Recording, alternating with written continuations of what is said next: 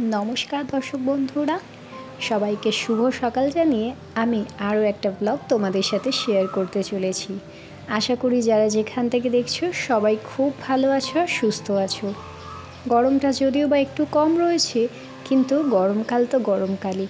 যাকগে, ওয়েদারটা কিন্তু ভীষণ সুন্দর হয়ে গেছে। সকাল সকাল উঠে পড়েছি আর এদিকে এখন বিছানাপত্রটা রেডি করে দিচ্ছি। সকালবেলা ছেলেকে স্কুলে পাঠিয়ে দিয়ে তারপরে আজকে জানো তো এইসব কাজগুলো করছি, কারণ আজকে একটু ঘুম থেকে উঠতে দেরি হয়ে গিয়েছিল। গতকাল রাত্রেবেলা অ্যালার্মটা দিয়ে রেখেছিলাম ভোরবেলা 4:45, কিন্তু অ্যালার্মটা দেখি বাজেনি। যাকে আমার ঠিক 5টার সময়তে ঘুম ভেঙে গিয়েছে। এটাই একটা না সবথেকে বড় ব্যাপার, যে যদি সময়ের মধ্যে ঘুমটা ভেঙে যায় তাহলে তুমি দেখবে তোমার কাজগুলো ঠিকঠাক সময়ের মধ্যে হয়ে যায়। আর ঘুম ভাঙতে যদি একটু দেরি হয় তখন সব কাজ এলোমেলো হয়ে যায়, আর কাজগুলো তাড়াহুড়ো করে করতেও কিন্তু বেশ সময় লেগে যায়। আসলে প্রত্যেক দিন একটা রুটিন মাফিক কাজ করে চলি, তো তাই সময়ের মধ্যে যদি শেষ করে না উঠতে পারি তখন না ভীষণ অস্বস্তিকর লাগে। তখন যেন নিজেকেও নিজের একটা বিরক্ত ভাব লাগে।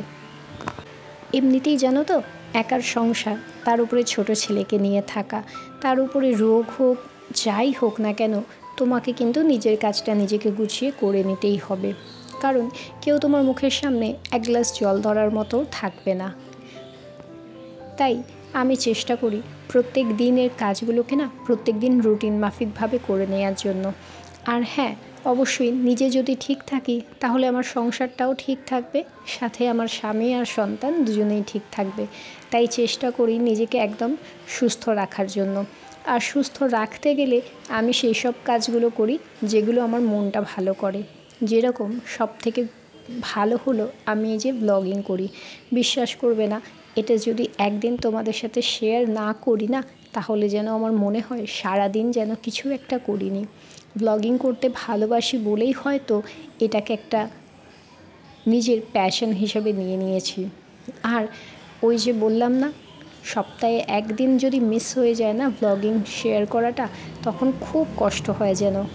গত শনিবার দিন ঠাকুরের পুজো দিতে গিয়েছিলাম, তারপরে এসে না সেইভাবে আর এনার্জি লাগেনি যে ব্লগটা শেয়ার করব তোমাদের সাথে। তার উপরে এবার 12:30টার সময় এসেছি, এসে রান্নাবান্না করে খাওয়া দাওয়া করে উঠতে করতে প্রায় 2:30-3টে বেজে গেছে। তারপরে আর ব্লগ শ্যুট করা বা শেয়ার করা কোনোটাই সম্ভব হয়ে ওঠেনি। তাই যার জন্য রবিবার দিন তোমাদের সাথে আবার ব্লগটা শেয়ার করলাম। আর কি বলো তো, আমাদের এই মধ্যবিত্ত বাড়িতে না সেই রকমভাবে তো কিছু নেই, যতটুকু আছে ততটুকুই তোমাদের সাথে শেয়ার করি।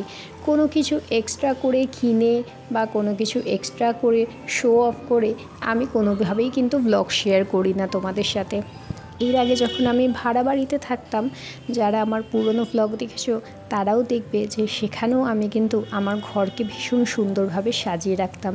আর সেখানে একটা বড় জিনিস কী ছিল বলো তো, পুরনো দিনের বাড়ি হলেও দেয়ালে এত সুন্দর সুন্দর সেলফ করা ছিল না, যেখানে তুমি সুন্দর করে জিনিসপত্র সাজিয়ে রেখে দিতে পারবে। তাই যার জন্য ওইখানে একটা বেডরুম হলেও কি হবে, জিনিসপত্র তোমার এত সুন্দরভাবে সাজিয়ে রাখার ব্যবস্থা রয়েছে, প্লাস ঘরের মধ্যে এত সুন্দর একটা বাংকার করা রয়েছে যে সেখানে তোমার অর্ধেক জিনিসপত্র এসে যাবে। আর রান্নাঘরটাও ছিল ভীষণ সুন্দর, বেশ বড়, মানে একটা বেডরুমের সাইজের রান্নাঘর ছিল। তাই যার জন্য না ওখানে আমার বেশি অসুবিধা হতো না। আর এখানেও এসে যে খুব একটা অসুবিধা হয় তাও নয়, কিন্তু এখানে একটা সবথেকে বড় সমস্যা থাকে, এখানে না ইচ্ছা থাকলেও আমি কোনো জিনিস কিনে উঠতে পারি না। আসলে আমার বাড়িতে যেসব মানুষগুলো রয়েছে তারা খুব যে একটা এলাহি মানুষ তাও কিন্তু একদমই নয়। আমি ইচ্ছা থাকলেও কোনো জিনিস ওনাদের জন্যই কিনতে চাই না। আসলে কোনো জিনিসটা যখনই একটু মানে ইচ্ছা যায় কেনার জন্য, তখনই আমি দেখেছি সেই জিনিসটা নিয়ে না আগে বাড়িতে ঝামেলা অশান্তি সবটা হয়ে যায়, তারপরে গিয়ে না ওই জিনিসটা কেনার জন্য আর ইচ্ছা থাকে না। কতদিন ধরে ভেবে রেখেছি যে ঘরে আমি যেখানে জামা কাপড়গুলো রাখি সেখানে একটা সেলফ রাখবো বলে, কিন্তু ওই যে কিনতে যখনই যাব তখনই একটা ঝামেলা সৃষ্টি হয়ে যায়। তাই যার জন্য প্রত্যেক দিনের পরার যেসব জামা কাপড়গুলো থাকে সেগুলোকে আমাকে একটা চেয়ারের মধ্যে গুছিয়ে আর তাকে ঢাকা দিয়ে রেখে দিতে হয়। এত দিন ধরে বলবো না, বিগত 4 বছর ধরে এইভাবেই চলছে আর কি। 2 বছর আগেও যখন এখানে থাকতাম তখনও এইভাবেই জামাপত্র রাখা ছিল, আর 2 বছর পরেও যখন এখানে এসে থাকছি এখনও জামাপত্রগুলো কিন্তু এইভাবেই রাখা হয়ে থাকে। আমি চাইলেও কিন্তু কিনে উঠতে পারি না। কিন্তু আমি যেখানে আগে থাকতাম ভাড়া বাড়িতে, সেখানে এতটা অসুবিধা হতো না। সেখানে জিনিসপত্র বা জামা কাপড় রাখার জন্য একটা আলাদা ব্যবস্থা করা ছিল। তাই নিজের বাড়ি হোক বা ভাড়া বাড়ি হোক না কেন, সুযোগ সুবিধা বা স্বাচ্ছন্দ্যবোধ দুটোই যদি একটু আধটু না থাকে না, তখনই বড্ড অসুবিধা হয়ে যায়। আর আমাদের কি বলতো, মধ্যবিত্ত বাড়িতে না সব কিছুটাই ধরতে গেলে মানিয়ে গুছিয়ে চলতে হয়। মানে ওই যে ওনাদের পছন্দ হচ্ছে না, সেটাকে তখন ভেবে নিলাম যে থাক, ওনাদের যখন পছন্দ হচ্ছে না তখন আর কিনে লাভ নেই, কারণ কিনতে গেলে সেই অশান্তি ঝামেলা, তার থেকে কেনার থেকে বরং না কেনাটাই ভালো, যেরকম চলছে চলে যাক। তো এই হিসাব ভেবে ভেবে না আর কোনো জিনিসপত্র কিনতে ইচ্ছা করে না। না হলে ভীষণ ইচ্ছা থাকে যে ঘরটাকে একটু সুন্দর করে সাজিয়ে রাখি, ঘরে একটু বিছানা সুন্দর করে চাদর পাতা, কিন্তু এই সব কোনো জিনিসই আমার এখানে এসে পূরণ হয়ে ওঠে না, জানো তো। অথচ এই সব জিনিসগুলোর না প্রবলেমটা আমি কিন্তু বাপের বাড়িতে কোনো দিনই ফেস করিনি। আসলে তখন নিজের মতন করে জিনিসপত্র কেনা বা ঘরের জন্য ঘর সাজানো জিনিসপত্র কেনা, এই সবগুলো মোটামুটি হয়েই থাকতো। আর যার জন্য বাবা মা কোনো দিনই কিছু বলতো না, কারণ বাবা মা জানতেন যে আমি যা কিছু করছি বাড়ির জন্যই করছি।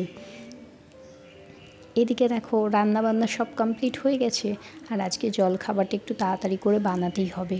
গতকাল রাত্রেবেলা রুটি তরকারি করা হয়েছিল না, তাই যার জন্য আজকে এই যে সকালবেলা উঠে ভাবলাম একটুখানি সুজির উপমা বানিয়ে নিই। একটু ঝাল ঝাল উপমা না সকালবেলা বেশ ভালো লাগে, আর অল্প তেল দিয়ে রান্না তো সকালবেলা ব্রেকফাস্টটা ভীষণ সুন্দর খেতেও লাগে। হাজব্যান্ডও বেশ পছন্দ করে সুজির উপমা খেয়ে অফিস যাওয়ার জন্য। প্রত্যেক দিন তো রুটি খাওয়াই হয়, তাই ভাবলাম আজকে একটুখানি উপমাটা বানিয়ে দিই, না হলে সেই দোকান থেকে গিয়ে কিনে নিয়ে আসতে হবে। আর দোকানে কিনতে গেলে কি বলো তো, দোকানে কিনতে গেলে না তোমার টাকাটাই বেশি যায়, ওই যে খাবারটা যেটা আসে সেটা না পেটটা ভরে আর না মনটা ভরে। তাই আজকে ভাবলাম সকালবেলা 8টার মধ্যে যখন রান্নাবান্না কমপ্লিট হয়ে গেছে, 8টা থেকে এখন মোটামুটি 9:30 অবধি হাতে সময় রয়েছে, তাই ঝটপট করে একটু হাতের সামনে যা সবজি ছিল তাই দিয়ে কেটে আর এখন একটু উপমা বানিয়ে নিচ্ছি। আর বাড়িতে তো কারি পাতা গাছ রয়েছে, একটু কারি পাতা না দিলে না উপমাটা ঠিক ভালো লাগে না। সাথে এখানে একটু রসুন কুচি, পেঁয়াজ কুচি, আদা কুচি, লঙ্কা আর অল্প একটুখানি কালো সর্ষে দিয়ে ফোড়নটা দিয়ে ভালো করে নেড়ে নিয়েছি। আর এতে অল্প একটু গাজর দিয়েছি, জানো তো, বিটটা শেষ হয়ে গিয়েছিল, আর সাথে হচ্ছে বিন কড়াইটাও ছিল না, তাই যার জন্য এইটা দিয়েই করে নিচ্ছিলাম। সুস্বাদু একটা খাবারও খাওয়া হয়ে যায়, আর সকালবেলা একটা বলতে গেলে হেলদিও হয়ে থাকে। আর এইগুলো হয়ে গেলে তারপরে একদম চায়েরটা বসিয়ে দেবো। চায়ের জলটা বসিয়ে দিয়ে একপাশে রান্নাটা তৎক্ষণাৎ হয়ে যাবে, তারপরে আমি আর হাজব্যান্ড চাটা খেয়ে নিয়ে সঙ্গে সঙ্গে বাসন কোসন মেজে রান্নাঘরটা পরিষ্কার করে নেবো। তারপরে 9টা 20-25 বাজলেই বেরিয়ে যেতে হবে। ছেলের স্কুলে ছুটি 9:30টার সময়, তো হাজব্যান্ড আজকে বলেছে যে ও যাওয়ার সময় একদম আমাদেরকে দিয়ে তারপরে অফিসে বেরোবে। তাই কোনো অসুবিধা নেই, জানো তো, বাড়ি থেকে একটুখানি দূরেই স্কুল, আবার গাড়ি করে যখন যাব তাহলে তো আরোই তাড়াতাড়ি হয়ে যাবে। তাই হাজব্যান্ড বলেছে ও স্কুলের বাইরেই দাঁড়িয়ে থাকবে, আমি ঝট করে ছেলেকে নিয়ে সঙ্গে সঙ্গে চলে আসব।